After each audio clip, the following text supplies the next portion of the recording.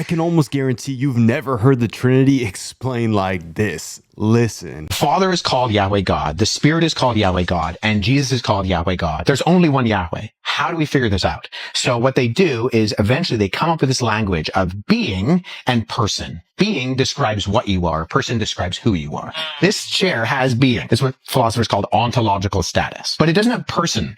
I didn't ask its permission to sit on it. Right. But it does exist. Yeah. And so being is what you are. God is Yahweh. And we see this. Jesus tells his disciples to go baptize in the name. And then he says, of the Father, Son, and the Holy Spirit.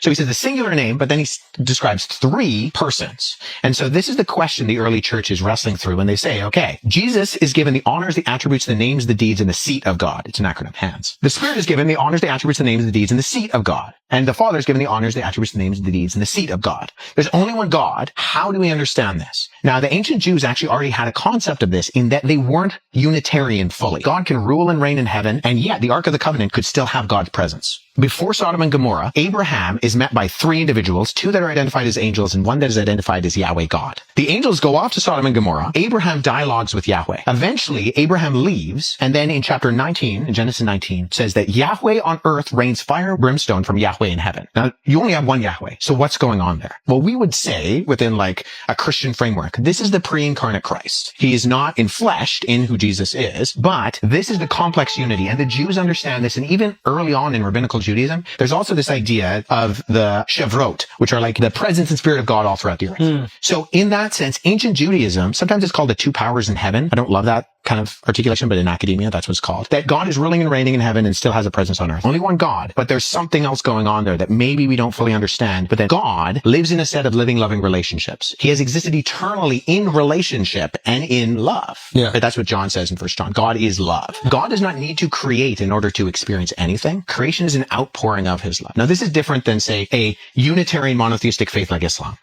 In Islam, in one sense, philosophically, God does need to create to experience love, because love requires an object and a subject. And so in order to feel love, the Unitarian God of something like Islam needs the object in order to feel that. That's not true for Christianity. The Father has been loving the Son in the power of the Holy Spirit forever. The early Christians are wrestling through these things in order to formulate the language of this. Eventually, they come up with this idea, one being in three persons. Being describes what you are. Persons describe who you are.